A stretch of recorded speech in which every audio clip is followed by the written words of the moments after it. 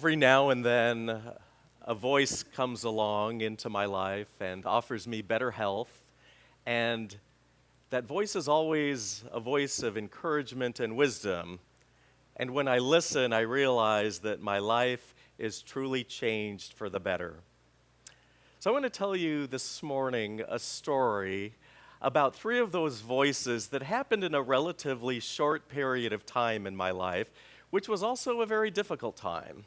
And some of you have heard this story before of the really bad car accident that I was in a little over 20 years ago.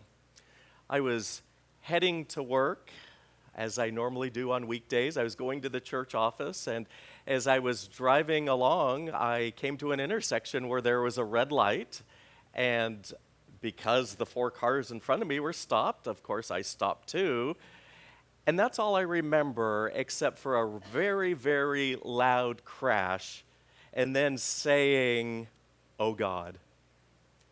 When I regained consciousness, I didn't know how bad the accident was. I assumed that I was going to live through it, but I just knew that it was a really, really bad accident. And I spent the next couple of weeks in bed, actually the next 2 to 3 weeks, on heavy doses of painkiller and muscle relaxant. And during that period of time, I wasn't able to even lift my head off of my pillow by myself. I wasn't able to get out of bed by myself. I couldn't go to the bathroom by myself. It was a tough period of time, and I lost all track of time. I didn't know if I was thinking in terms of days or weeks or months. I just kind of went in and out of real consciousness as my body was healing. And sometime towards the end of that period, my good friend John, who at the time was an attorney that lived actually in my neighborhood and had an office very close to where I was heading to the church office, he came to visit, and I do remember at one point, I think I was laying on the stretcher before the ambulance put me into the back. I saw John's face, and he just wanted to know if there was anything he could do, or if he could call my family or call anybody at the church. That's really all I remember about that. But then when he came to visit me, in my home as I was healing enough to be able to get up a little bit and walk a little bit on my own, he said, "Alan, I didn't want to tell you this right away, but I think you should know that in all the years that I've been representing clients in accidents, I have never, ever seen a car with that much damage where I wasn't representing my client for a wrongful death." In other words, he didn't expect somebody in a car with that kind of damage to even survive. And luckily, I had no broken bones or no internal injuries. I would say miraculously. But I did have cuts all over my body from the glass and bruises all over my body, including on my face from the airbag and the impact and my feet going up underneath the dashboard. For those 2 to 3 weeks that I was in bed, healing without being able to do anything else, the only part of my body that wasn't injured was my right hand, my wrist, and this part of my arm. But anyway, John said to me, "Alan, I cannot believe that you survived that crash." He said, "When I walked up to your car, when I recognized it on the side of the road, I just was prepared for the worst."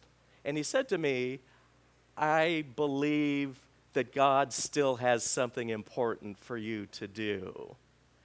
And that was actually part of my healing, realizing that my life isn't over, as painful as it was at the time, and as difficult and as frustrating as it was. I knew that God had something else for me to do in this world. At the time, I didn't know what it was or where it would be.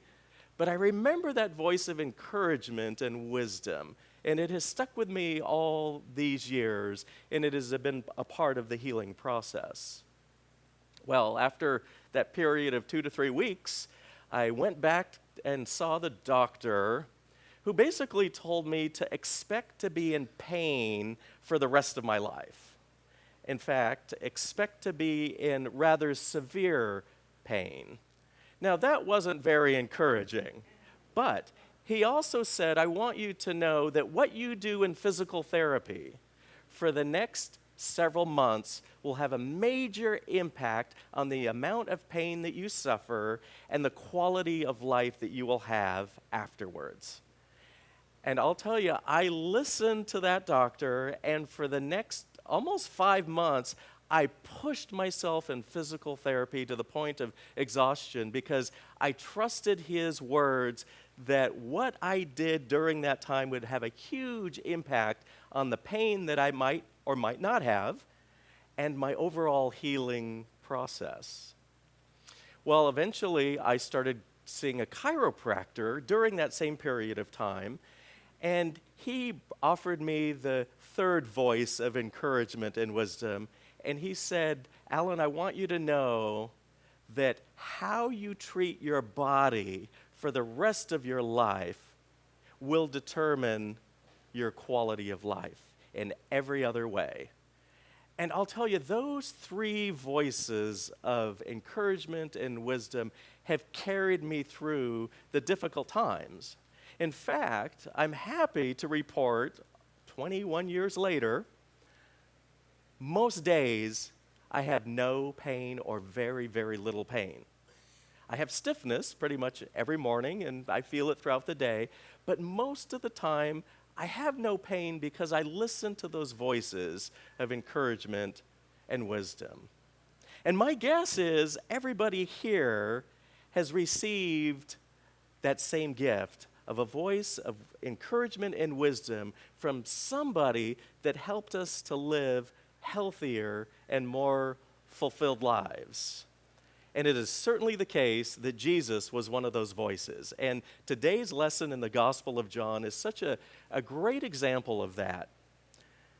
In the story, Jesus arrives in Jerusalem at the pool of Bethzatha. And he sees a man there who has been sick for 38 years. Now, the text doesn't tell us this, but basically what John is telling to his original readers is there's an old man here who has been sick for his entire life. In the days of the Roman Empire, life expectancy was somewhere between 25 and 30 years. So a 38-year-old man back then would have been considered old. And I know that makes some of us feel very old. But as I've always said, age is just an attitude of the mind. But Jesus was dealing with a man who people considered old, and he had been sick his whole life. He hadn't been able to even get up on his own and walk somewhere. And here's a man that was probably invisible to most of society, one of the people out on the margins of society. And Jesus asked the man, "Do you want to be made well?" And the man replied, "I have no one to help me walk. There's no one that will help me get into the water." And basically what he was saying to Jesus, I can't be made well. And Jesus simply said, "Stand up, take your mat, and walk." And the text tells us that the man was made well. He was healed at that moment, and he did exactly what Jesus encouraged him to do. He stood up for the first time in years, maybe most of his life. He picked up his mat, and he walked. He walked right out of there. Now, this man, as I said earlier, was one of those people on the margins of society. Jesus was probably the first one that ever approached him and said, "Do you want to be made well?" Jesus was certainly the only one that offered him a voice of encouragement and wisdom so that he actually was made well.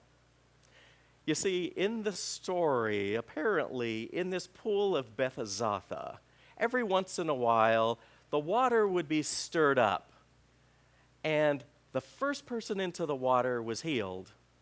And so that's why he told Jesus, "There's nobody to help me to get into the water. I try to get in, but by the time I get there, somebody's already in there ahead of me." This was definitely a man who knew that he needed the help of others to be healed. He knew he needed something else. And Jesus provided exactly that for him.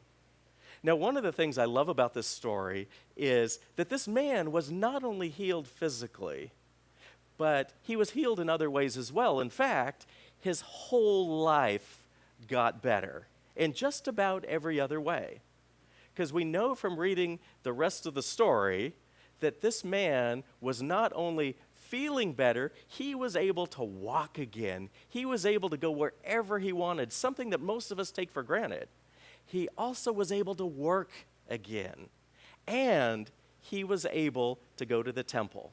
He was able to go and worship God, something that he probably hadn't been able to do for most of his life. So his healing was not just physical, but it was also social, it was spiritual, it was occupational. His healing impacted all the rest of his life. And that's what healing does for us, doesn't it? It impacts all of the rest of our lives. When we're healed, there's things we're able to do that we were not able to do before. And Jesus not only healed this one man, he healed lots of people. When you read through the Gospels, it seems like Jesus, the healer, was all about just healing one person after another. But even bigger than that, Jesus had a vision for the world where all people would have access to health care, and all people, even the people who were the invisible ones and on the margins of society that nobody else seemed to even notice or care about, Jesus had this vision that was very different from the vision of the Roman Empire. Everybody counts. Everybody matters. Everybody should get health care. Everybody should have some healing if healing is available.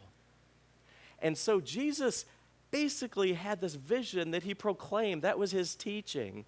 And then he went around making that vision a reality with every single person he encountered. So it was the vision and the little actions that added up to making the vision unfold. And this is actually a tradition among the Jewish people that Jesus was carrying on all the way back from the early prophets. And today, as you'll remember, in Jeremiah, we read a passage where the people, including Jeremiah himself, were all at a very low point in their lives and in their life together. So just a little bit of background. We know from Jeremiah that the vision that the leaders of the time had, and I'm talking about the political leaders and the religious leaders, was very different from the vision that God had for everyone. In fact, we know through reading through Jeremiah that there were a bunch of people that had a lot of money at the expense of everyone else. And those people had all they wanted to eat and all the best available health care, and most people were just invisible when it came to health, to caring for their health. We also know from reading Jeremiah that the people basically ignored God. They pretended to know God. They would show up and worship God, but they didn't act like anything that fit in God's vision, where everybody had enough to eat and everybody had access to health care. Furthermore, the leaders, we are told in Jeremiah, lied all the time. And they said things that were just untrue and acted like they were true, and that became the norm. But anyway, Jeremiah started looking at all the problems that were happening in the leadership and the people that were following, including idolatry. And he basically said the reason that we have been made captive by the Babylonians is because this is the result of living in such a way. And so Jeremiah brought a different kind of vision. He basically said, it's time for everything to change. It's time for everyone to have food. It's time for everyone to have health care. And Before that, he was very, very honest about what it was like, what it felt like. Is there no balm in Gilead? Is there no physician there? Where are the doctors? Where are the people that can actually help all the sick people?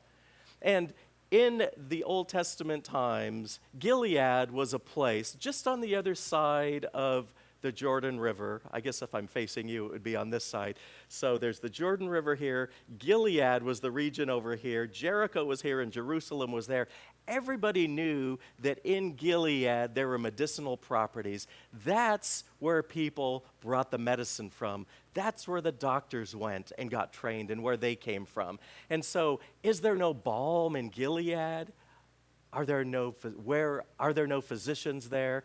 Was basically the people saying, where is our health care? Where are the people that should be taking care of us? They're out there, but where are they? Why don't we ever get to see them? And so in the book of Jeremiah, you've got this idea that there are all these people that needed help. They needed food and they needed health care. That was basically it. And Jeremiah basically gives them some very good news. And he basically is saying, oh, yes, there is a balm in Gilead, and it's coming for all of us. Because he talks about how in this vision, there will be dancing, there will be music, there will be healing, there will be food for everyone. That's part of the vision. And Jeremiah, like Jesus, some 600 years later, went around and healed people and did all the things that were part of the vision. And so what that does for us is it brings us up to today that we too need to be a part of this vision where there is food for everyone and health care for everyone, and it's accessible to everyone, including the invisible people in our society and those who are out on the margins and at the borders of our society, because we know that they're out there, and some of them might even be sitting in this room among us. It's interesting that Jesus went to the temple, and when he got there, the man who he had just healed, who had been sick for 38 years, was already there. So we don't know if that's the first thing the man did when he stood, grabbed his mat, and walked. But I'm guessing that he didn't take long to get to the temple. In fact, the way the scripture's written, you get the idea that that's the first place this man went. He went to go thank God and praise God for his healing and for what Jesus did to him, even though he didn't know anything about Jesus. But when he got there, or when Jesus got there and saw the man, guess what? The leaders, with all their ridiculous rules and laws, basically said, you've both broken the law, because this all happened on the Sabbath. And according to all the rules and laws that they had in that day, you can't work on the Sabbath. And if you're a healer, you're not supposed to heal on the Sabbath. And this was one of the laws. If you picked up your mat and walked with it, that was considered working on the Sabbath. And so we know from this story that it's not just people who need healing. It's institutions as well. Sometimes it's churches. Sometimes it's government and political parties.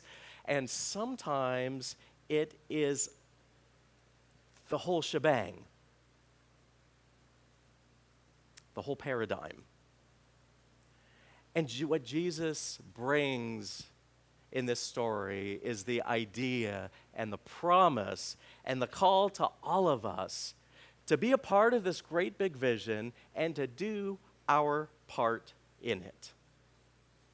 Is there no balm in Gilead? Is there no physician there? There is a balm in Gilead. There are physicians. And whatever needs to be fixed in the system, in the paradigm, we all can do something. Even if it's just speaking out and saying, that thing over there is wrong, that thing over there needs to be fixed. Let's get together and do our best to fix it the best we can. One of the things that I've been doing lately is reading some books on the prophets. And it is so encouraging to me reading that the prophets themselves make progress by inches. And in years, most of the prophets of the Old Testament and Jesus and the prophets since then knew that institutional change and paradigm change rarely happens in a snap. It takes a lot of work. It takes dedication. It takes all those inches adding up to feet and yards and miles. But the prophets knew that every inch makes a difference. And I want to encourage you, even though an inch doesn't seem like very much, you put all of our inches together over our lifetimes, we make miles and miles and miles of difference. There is a balm in Gilead, and there is a balm right here in our midst. It's the vision of Jesus. We all count. We all matter. We are all loved by God just as we are, and we all deserve enough food and all the available health care that's out there. And we can all make a difference. Thank you.